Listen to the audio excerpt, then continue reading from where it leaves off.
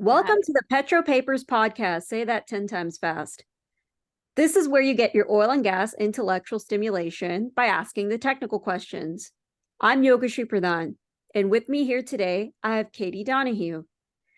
In this podcast, instead of talking about papers, we're going to talk about people, learn about their career trajectories, and hear what technical advice they'd like to give us in terms of making contributions to the industry. Welcome to the podcast, Catie. Thanks for having me. Well, I'm just going to get right into it. How'd you get here? And what's your career path? Let's just jump right in. I would say I'm one of the lucky members of the petroleum geoscience community who actually knew about it before going to school. So I didn't end up here. I didn't get here accidentally. I always knew it was a possibility. My dad was a petroleum geologist, so I grew up knowing the opportunities it could give, both pluses and minuses. Being an oil brat in the 80s had its highs and lows, I would say. I think I didn't appreciate the science, the satisfying part of the problem solving and the project work we do until after initially pursuing a career in the environmental field. And that provided a really stark comparison for me to see the quality of data we use, and nothing on the environmental industry, I should say, but the level of data that we use, the speed of our decisions with integrating so much information, the breadth of the dynamic teams we get to work with and bring everybody in. It's just phenomenal compared to what again, a career in environmental was a lot more limiting. It was a smaller world, smaller staff, smaller tools, smaller questions, really. So I tried that for a couple of years, wanted a little bit more, and went back to graduate school to flesh out the rest of my background. That's where I focused on geochemistry and kind of stayed in that petroleum systems direction from there on out. Excellent. It's great when you mentioned about having that exposure, that early exposure to the geosciences and being one of those lucky ones. Not everyone can say the same thing. I was a product in Women in STEM initiatives, for example, and that's how I learned about petroleum engineering. Yeah. I certainly remember being in school, especially in undergrad, with people who'd come back after semester break or after Christmas, and their parents are so disappointed to hear they're majoring in geology, because what kind of a job can you get with that? I never had any of those issues. The first geochemist I met was Mark McCaffrey when I went home to visit my parents for winter break when my dad was working at ARCO, and I got to meet people like, those people got to influence just how I thought about the industry. So I always saw it as an opportunity to work with a lot of talent and see the world. We got to move around a lot, and I liked that. Excellent. And it's awesome because there's a continuing talent in the industry as well. And I just hope we can recruit that kind of talent later on. Yeah, I think the recruiting aspect, I would say currently I do, I have a position at Rice teaching for their professional master's program. And you see a little bit of a breakdown in the continuum, like you were saying, of being able to share more of the problem solving, the dynamic fields that we have, the level of data. I feel like there's been a bit of a pause in which some of this energy transition has caused a lot of energy around a few topics, and we've lost sight of, like, again, if you're a problem solving focused person who likes to work with data, likes to move projects forward and feel like you're influencing things at a high level, give this a try before you assume that it's going to be something that maybe you've read about and made it sound really horrible and unfun and full of mean people, but that's not necessarily the case. Absolutely. I had another question for you, and it's about inflection points. Could you talk about some of your key inflection points in your career or in your life in terms of technical growth? So definitely, I'd say a major one was from environmental to petroleum. That's fairly straightforward. And then I would say from that point on, from my first petroleum focused job, which was with BHP Billiton back in the day when it was BHP and Billiton, from that point on, I've tried to make sure that all of those inflection points, exactly, it's a step to progress. So the team that I benefited early on in my career at BHP, it was a Gulf of Mexico exploration team in which I felt like everybody was a mentor. I got to learn from so many amazing people walking down that hallway. It was at a time in the, I can tell how old I am, early 2000s, mid 2000s. And it was a time which there were no other new hires. So like everybody who was excited about any, like I'm the person who will just absorb it all. Like I want to hear from everybody. And I was an easy target because I'm not going to challenge them. I was in no position to be able to, push back on any of their ideas. But so I absorbed a lot there. But I would say the inflection point that came next is, as I'm sure a lot of the listeners can relate to, you get to a point in your career where you don't want to be called, hey, the new hire. Like, it's more than 5 years later, and now there's other people who are newer than me. Like, so you want to start to distinguish yourself a little bit and shed a little bit of that previous reputation. So that would be where I went, kind of made that decision to move on someplace else, where I felt like I got a little bit more independent responsibility, taking that next level up. That was where I went to Apache, was able to focus with a really active new ventures team there. Really exciting. Love the work. Probably one of my favorite jobs I've ever had. No offense to GeoMark, but it was a lot of fun. Really great team. There, I would say for technical growth, a big part of it was having more responsibility for my field, my role specifically with petroleum systems. But there, I would say probably petrophysics. A lot of exposure to a great petrophysical team. Lots of big names. I won't name them all right now, but and seeing what I learned there was, the value of asking questions, and the opportunity to see a very talented, high-level team interact well with each other. Sometimes you have a few highly experienced people in the room and it's almost like a disaster. Everybody can see there's going to be some conflicts, but I learned a lot from some really professional conversations among, really talented people, specifically in petrophysics. That was great. So I definitely was a huge area there. Opportunity there kind of dried up. New ventures has highs and lows. So I would say that next point, moving on to Marathon after that, that was a big opportunity for resource plays for sure. Some more engineering exposure, again, in that environment. So that's a major inflection point even for the industry once you hit that 2014 time, and the focus on the resource plays and driving value, and really having to communicate the value of what you do, because there was not enough investment to go around. And then I guess the last point I would say on the technical development level that everybody in this industry has to learn is, use the opportunities you have to learn something everywhere you go. Hopefully you leave something behind and you can teach somebody else something as well.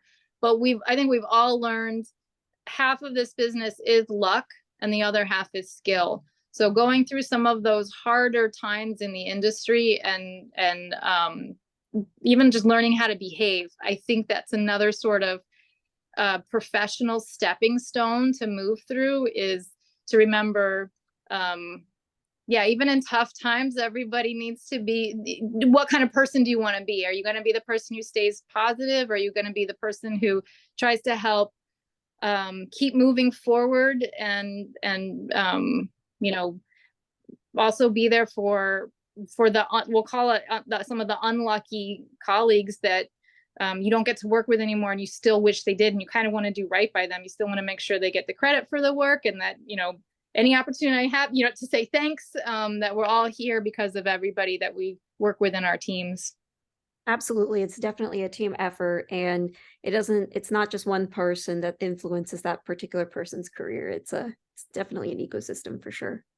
Yeah, I like that ecosystem. Yeah.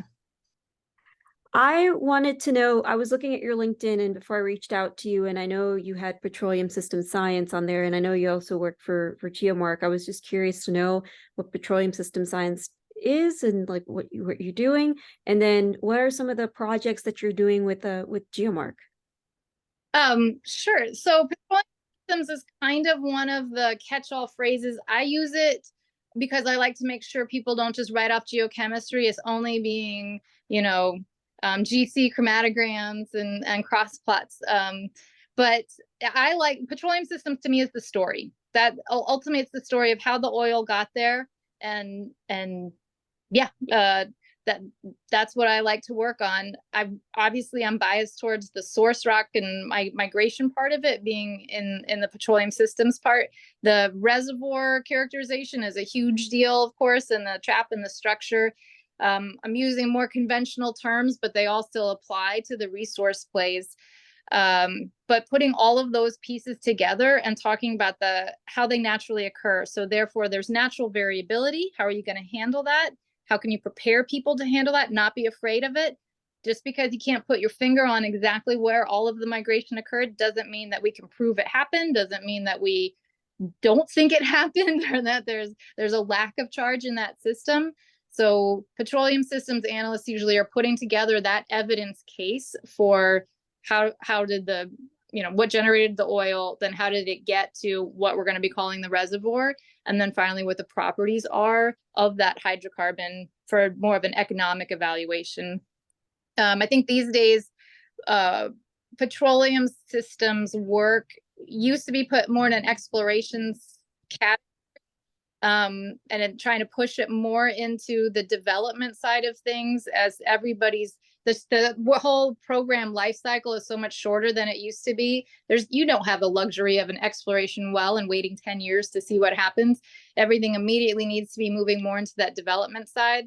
I see it as a great opportunity for some of these petroleum systems tools that are really risk-based and trying to communicate how we use data to de-risk those opportunities, make everybody sleep better at night, make investors know that their money is being well taken care of, make the operations people know that they know how to respond to some of that variability. So we're bringing in some of those concepts into that production and development side of things. Excellent. That's really fun to hear. And I know that I've interviewed you and others in the past from GeoMark and to know some of the projects that y'all have been up to. And I've been keeping up with the papers, so I'll probably invite you again to another podcast or another season when I do go back to interviewing people for papers again. Okay, yeah, we always have something to talk about. Honestly, we're an easy one. We like we sometimes, especially Fridays around here, it's almost like science fair because we can just have some time to talk about what we're all doing lately. So it's pretty fun. Excellent. I know you talked about this a little bit when discussing inflection points, but I want to take a deeper dive in this subject, and it's about our listeners and anyone who's interested on the technical route. I'm particularly interested on the technical route, and I was wondering what kind of advice you can give to our listeners in terms of making those contributions to the industry. So I think the number one thing I would want everybody to, and I mean, I'm sure a lot of people would say this, so it's not anything particularly special, but I would definitely encourage all of the listeners to always be sure to value their own opinion. You always have something to say. If don't waste people's time, obviously, but you've been hired to do a job. You should feel comfortable speaking up, and be able to back up the work that you have. All of that in balance is being a team player. Again, the class that I teach at Rice, one of the things I stress is there was a period in time in education where everybody was really into group work. And remember, everybody would be like, who's your group leader? You have a team secretary, and you'd have these different roles. But let's get real. The work we do cannot be done by one person. You will have to work in a group setting. You will have to listen to other people. And the best work always comes from a shared goal with the one team. So that means you have to contribute.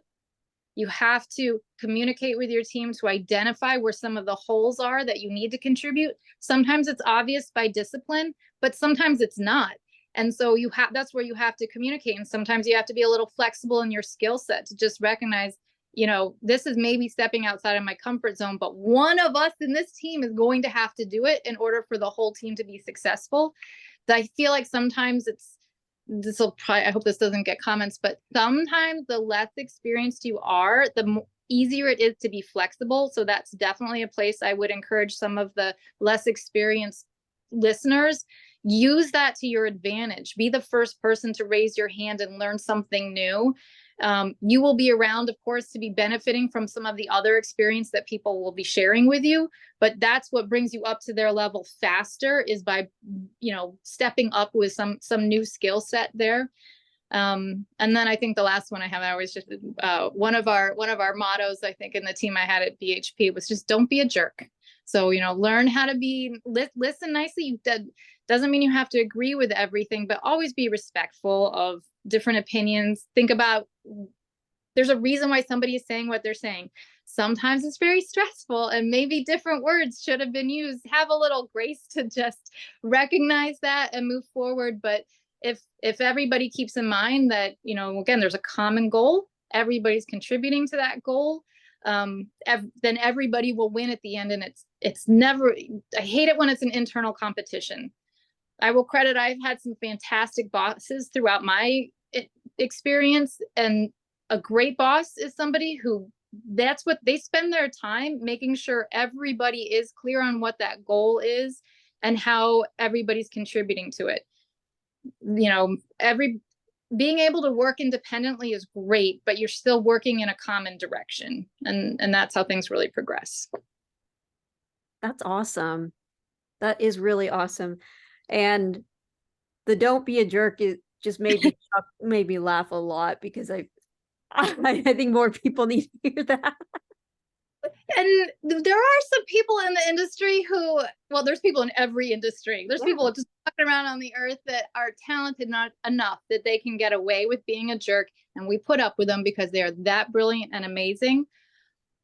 But nobody should choose to be that way. We forgive some people that because they don't know that they're not easy to work with. But if you're at all aware of the fact that you're difficult to work with, we need to try and work on that area a little bit. Some empathy. Yeah, there's definitely empathy required.